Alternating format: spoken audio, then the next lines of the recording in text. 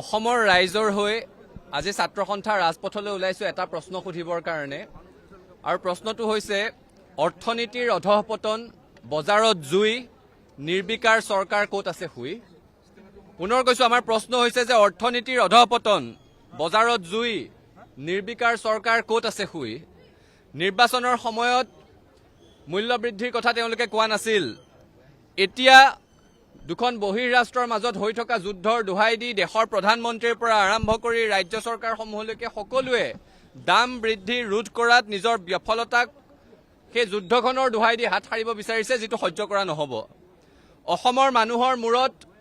এতিয়া দাম বৃদ্ধিৰ মাধমাৰ সধুৱা হৈছে এনেকুৱা কোনো বস্তু বজাৰত নাই যাৰ দাম অবাধে বৃদ্ধি হোৱা নাই অত্যাৱশ্যকীয় সামগ্ৰীৰ পৰা আৰম্ভ কৰি চাউল দালি মিঠাতেল আলু পিঁয়াজ গাখীৰৰ পৰা আৰম্ভ কৰি সকলোৰে দাম বৃদ্ধি হৈছে বাণিজ্যিক চিলিণ্ডাৰ এটা বাণিজ্যিক চিলিণ্ডাৰৰ মূল্য ৩০০০ অতিক্ৰম কৰিছে ইতিহাসত নোহোৱা নোপোজা ঘটনা আৰু ৩০০০ টকাৰ বাণিজ্যিক চিলিণ্ডাৰ কিনি সৰু সৰু চাহৰ দোকান হোটেল ৰেষ্টুৰেণ্টৰ ব্যৱসায় নচলা হৈছে সেইবোৰ বন্ধ হোৱাৰ উপক্ৰম হৈছে হোষ্টেলত থকা ল'ৰা ছোৱালীবোৰে এতিয়া পৰীক্ষাৰ সময়ত খৰি বিচাৰি ফুৰিব লগা হৈছে ভাত ৰান্ধিবৰ কাৰণে সেইটো হৈছে এখন চৰকাৰৰ দিনত সফলতাৰ উদাহৰণ যে হোষ্টেলত থকা ল'ৰা ছোৱালীয়ে খৰি বিচাৰিব লগা হৈছে ভাত ৰান্ধিবলৈ জীৱনদায়িনী ঔষধৰ পৰা আৰম্ভ কৰি সকলো দৰৱৰ দাম বৃদ্ধি হৈছে এতিয়া এই সকলোবোৰৰ দোহাই দিবলৈ বিচৰা হৈছে কেৱল যুদ্ধৰ ওপৰত পেট্ৰল ডিজেলৰ মূল্য বৃদ্ধি ৰোধ কৰিব পৰা নাই এসপ্তাহত 4বাৰকৈ পেট্ৰল ডিজেলৰ মূল্য বৃদ্ধি হয় আৰু প্ৰধানমন্ত্ৰীগৰাকীয়ে দেশবাসীক এতিয়া আহ্বান জনায় যে সকলোৱে ব্যয় সংকোচন কৰিব লগা হয় আমি মোদী ডাঙৰীয়াক ধন্যবাদ দিব বিচাৰিছোঁ যে তেওঁৰ সদিচ্ছাৰ কাৰণে অৰ্থনৈতিক ভাণ্ডাৰ ৰখাতলৈ গ'লেও অসমৰ ভাৰতৰ মানুহৰ ইংৰাজী শব্দকোষৰ ভাণ্ডাৰ চহকী হৈছে তেওঁ ডিমানিটাইজেশ্যন ঘোষণা কৰাৰ আগত আমি বহুত কম মানুহেহে এনেকুৱা এটা শব্দ আছে বুলি জানিছিলোঁ ডিমানিটাইজেশ্যন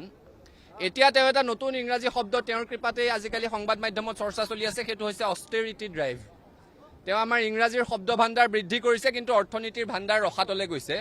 ডলাৰৰ মূল্য এতিয়া টকাৰ সৈতে যদি তুলনা কৰা হয় প্ৰতি ডলাৰৰ বিনিময়ত টকাৰ মূল্য ৯৬ টকা পৰ্যন্ত পাৰ হৈ গৈছেগৈ অৰ্থাৎ অৰ্থনীতিৰ অধঃপতন ঘটিছে আৰু যে প্ৰধানমন্ত্ৰীগৰাকীয়ে এতিয়া মিঠাতেল কিমান দিব লাগিব গাড়ী ব্যক্তিগত বাহন ব্যৱহাৰ কৰিব লাগিব নে কাৰ পুল কৰিব লাগিব এইবোৰ যে ৰাইজক আহ্বান জনাই আছে আমাৰ বুনিয়াদী প্ৰশ্নটো হৈছে যে ঠিক আছে ৰাইজে দেশৰ স্বাৰ্থত মিতব্যয়িতা অৱলম্বন কৰিব ব্যয় সংকোচন কৰিব কিন্তু এই কথাবোৰ ৫খন ৰাজ্যৰ নিৰ্বাচন চলি থকাৰ সময়ত প্ৰধানমন্ত্ৰী কিয় মনলৈ অহা নাছিল সেইখিনি সময়ত যে হাজাৰ হাজাৰ গাড়ী ব্যৱহাৰ হ'ল সেইখিনি সময়ত যে ডাঙৰ ডাঙৰ জনসভা পতাৰ নামত যে অৰ্থৰ ব্যয় হ'ল সেইখিনি সময়ত যে ডাঙৰ ডাঙৰ ভোজ ভাত পতাৰ নামত অৰ্থৰ ব্যয় হ'ল তেতিয়া কিয় মনলৈ অহা নাছিল যে ব্যয় সংকোচন কৰিব লাগে